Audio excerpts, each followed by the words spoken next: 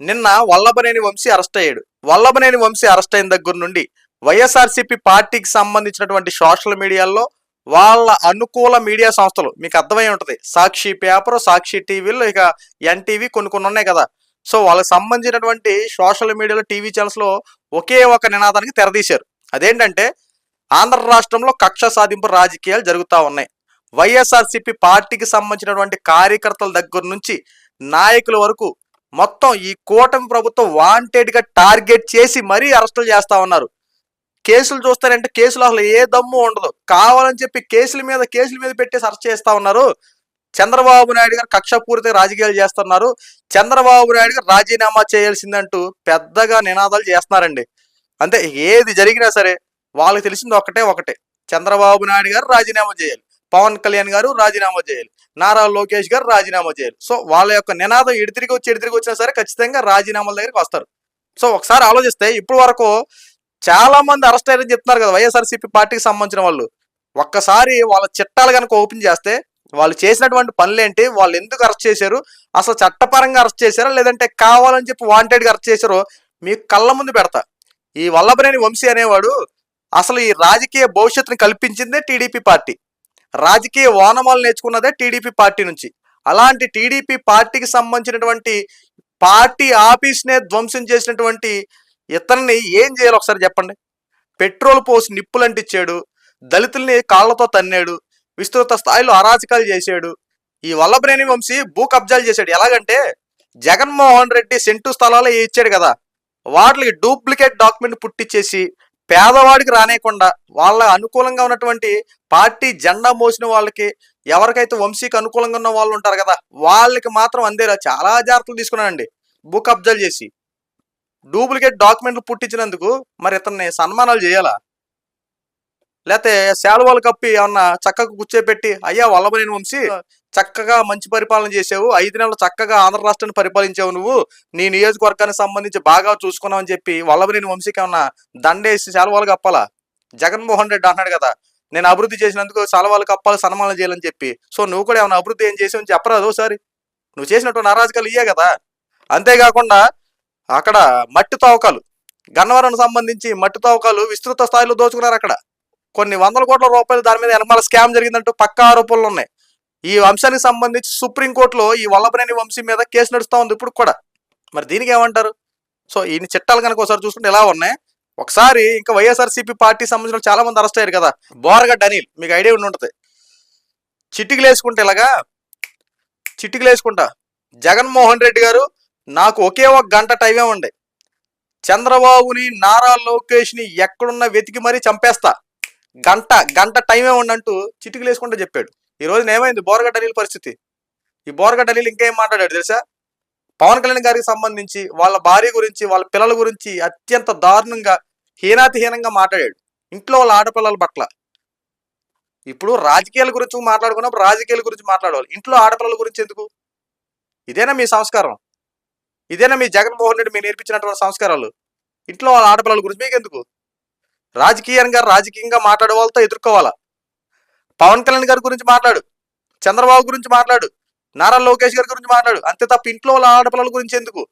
వర్రా రవీందర్ రెడ్డి అని ఇంకొక మహానుభావుడు అన్నాడు. ఇతను ఎవరో జగన్మోహన్ రెడ్డి గారి యొక్క భార్య వైఎస్ భారతిరెడ్డి గారి యొక్క పిఏ ఈ వర్రా రవీందర్ రెడ్డి. ఈ వర్రా రవీందర్ రెడ్డి కూడా సేమ్ ఈ సోషల్ మీడియాకి సంబంధించి మొత్తాన్ని గుప్పిట్లో పెట్టుకుని వర్రా రవీందర్ రెడ్డి చేసినటువంటి దారుణాలు అన్నీ కాదు, ఆఖరికి వైఎస్ఆర్సీపీ పార్టీకి సంబంధించినటువంటి జగన్మోహన్ రెడ్డి యొక్క సొంత చెల్లి వైఎస్ షర్మిల యొక్క పుట్టుకను కూడా అవమానించాడు వీడు.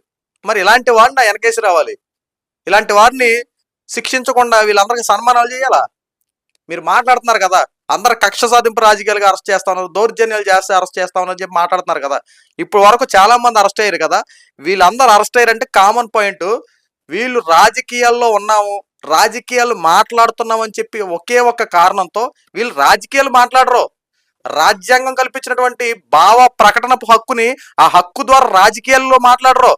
మాకు రాజ్యాంగం భావ ప్రకటన హక్కు కల్పించింది కదా, ఈ హక్కు ద్వారా మేము ఏదైనా మాట్లాడేస్తాం, ఎవరినైనా తిట్టేస్తాం, ఇంట్లో ఆడవాళ్ళు తీసుకొచ్చేస్తాం, దుమ్మెత్తి పోసేస్తాం అంటే చూస్తూ ఊరుకుంటారా? రాజకీయాలు మాట్లాడేటప్పుడు రాజకీయాల గురించే మాట్లాడాలి. నువ్వు రాజకీయ ముసుగులో ఇంట్లో వాళ్ళు తిట్టేస్తా, వాళ్ళని తిట్టేస్తా, వాళ్ళని చంపేస్తా, వీళ్ళు చంపేస్తానంటే యువతల వాళ్ళ చేతులు కట్టుకుని కూర్చుంటారా? సో మిమ్మల్ని ఏమీ చేయలేక చట్టపరంగా చట్టానికి అప్పచెప్తా ఉన్నారు. మీరు దౌర్జన్యాలు అరాచకాలు చేశారు గత 5 సంవత్సరాల్లో. ఇలా ఎవరైనా సరే మైకుల ముందు మాట్లాడి ఎవరైనా సరే ప్రభుత్వాన్ని నిలదీస్తే, జగన్మోహన్ రెడ్డి చేసినటువంటి ప్రభుత్వాన్ని కాస్త నిలదీసి ఏదని అడిగితే ఆశా వర్కర్లను వదిలిపెట్టలేదయ్యా నువ్వు, అంగన్వాడీ టీచర్లను వదిలిపెట్టలేదు నువ్వు, ఇక సామాన్యులు ఏం చేస్తావు నువ్వు? ఈ చిత్త కొట్టేవు. ఎవరైనా నోరెత్తితే వాళ్ళ మీద అక్రమ కేసులు బనాయించేసి జైలుకి తీసుకెళ్లి చిత్త కొట్టి బయట పంపించిన ఘనత మీ వైఎస్ఆర్సీపీ పార్టీది కదా. ఈ రోజు మిమ్మల్ని కక్ష సాధింపు రాజకీయాలకు అరెస్ట్ చేస్తా ఉన్నారా? ఎక్కడ అరెస్ట్ చేశారు చెప్పండి? మీరు నిన్నగాక మన ధర్నాలు చేశారు.